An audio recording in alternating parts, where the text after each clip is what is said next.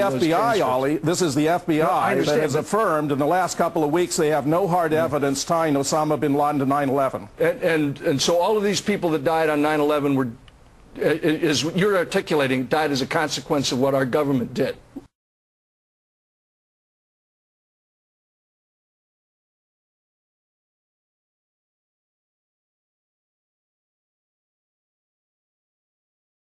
We're trying to find out exactly what happened. Our government has a considerable reputation for telling things that are not true. All right, Ollie. Professor, we thank you very much for coming on tonight. Coming up, former Israeli Prime Minister Benjamin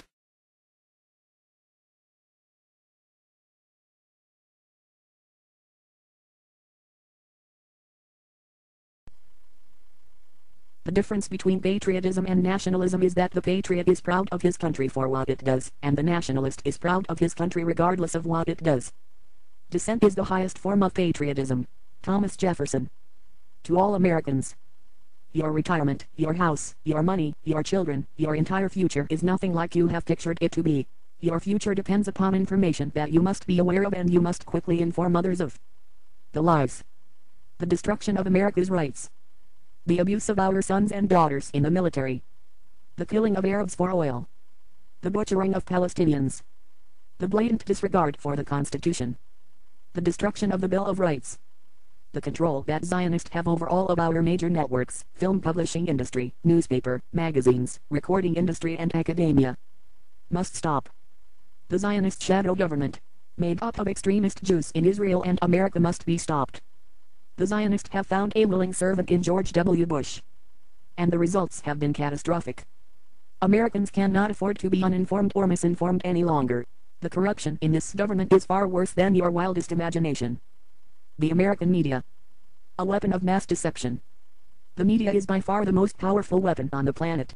If you control the flow of information in America, you control the beliefs of the most powerful voice in the world. If you control the flow of information in the Western Hemisphere, you control the world. When you control the world, you are able to blatantly break laws, attack countries, murder, maim and imprison people by the thousands and then joke about it publicly. The failure of the media to report the truth and in fact become a part of the disinformation at a time when the very survival of the United States is at stake is inexcusable and in fact a form of treason. But why? Dan Rather was anchor and managing editor for the CBS Evening News for 24 years. Dan Rather has taken it upon himself to explain why it is they have aided the Bush administration in covering up crimes. Dan Rather stated, "There was a time in South Africa that people would put flaming tires around people's necks if they dissented. And in some ways the fear is that you will be necklaced here, you will have a flaming tire of lack of patriotism put around your neck. Now it is that fear that keeps journalists from asking the toughest of the tough questions, and to continue to bore in on the tough questions so often. And again, I am humbled to say, I do not accept myself from this criticism." Dan Rather, CBS News. Here are just a few of the issues the media has ignored.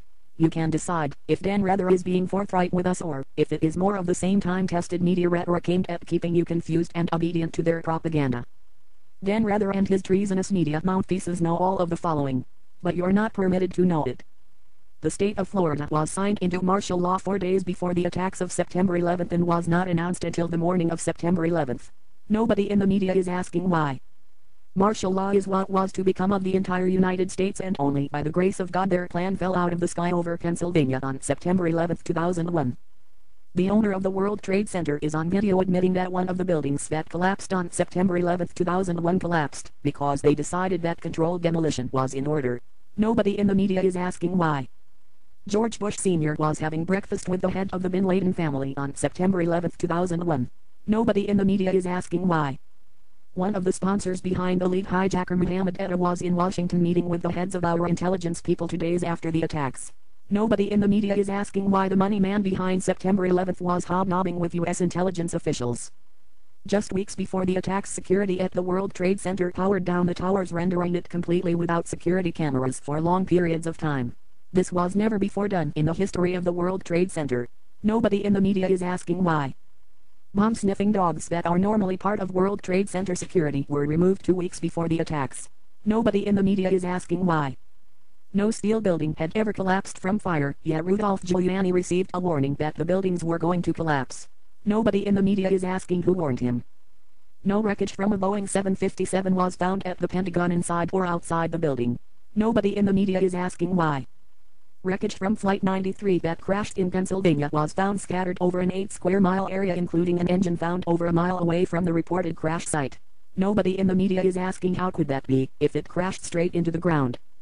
Condoleezza Rice phoned Willie Brown on the morning of September 11th and told him not to fly that day because of security reasons. Nobody in the media is asking her what she knew. The search and rescue team from FEMA arrived at the World Trade Center on September 10th, the evening before the attacks. Nobody in the media is questioning the coincidence. Dick Cheney had several war games running on September 11, 2001 that included hijacked airplanes in the same air defense sector that the real hijackings were taking place. The war games inserted false blips onto FAA and military radar screens. Flight traffic controllers were dealing with 22 simultaneous hijackings on the morning of September 11th and could not separate the war games from the real hijackings. Nobody in the media is reporting this or asking questions about this. Marvin Bush, the brother of the other son of a Bush, was in charge of security at the World Trade Center. Nobody in the media has brought this to the attention of the American people. Rational people would believe that, if something the magnitude of attacking the World Trade Center, Pentagon and the United States Capitol with passenger airliners was being covered up by a person or a group or an agency, reporters would be tripping over each other to get at the truth. They sure wouldn't be concerned about flaming tires for lack of patriotism, when they could break the biggest story in history. It goes much deeper than Dan Rather's bogus claim of fear, as you will see.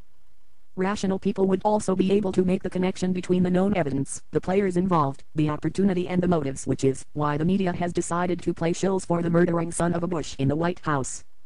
But just for fun, let's play along and assume that this is the reason the whole of the media has helped in covering up the crime that was September 11, 2001.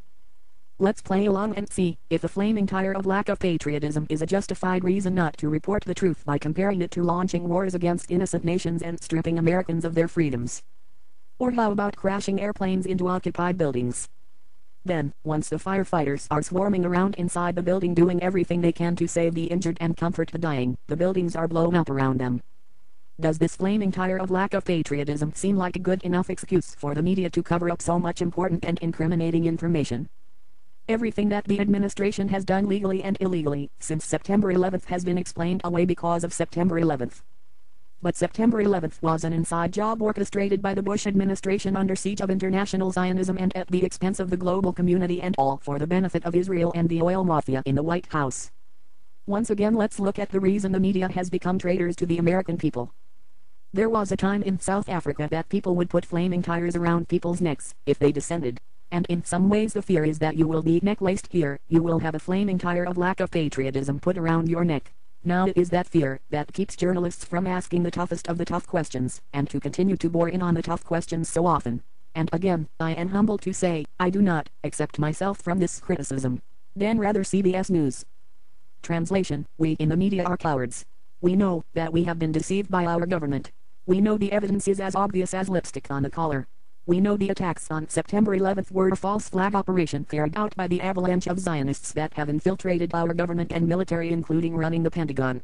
We in the media know that the most dangerous Zionists in the country are the ones who own, control and staff every major media network, every major newspaper, every major magazine and most of the smaller media companies. We know that it is the Zionists with their wealthy co-religionists in both Israel and in America. We know that Israel has murdered Americans several times in the past, then framed Arabs for the crime to gain support from America, but we aren't going to do the right thing or the patriotic thing.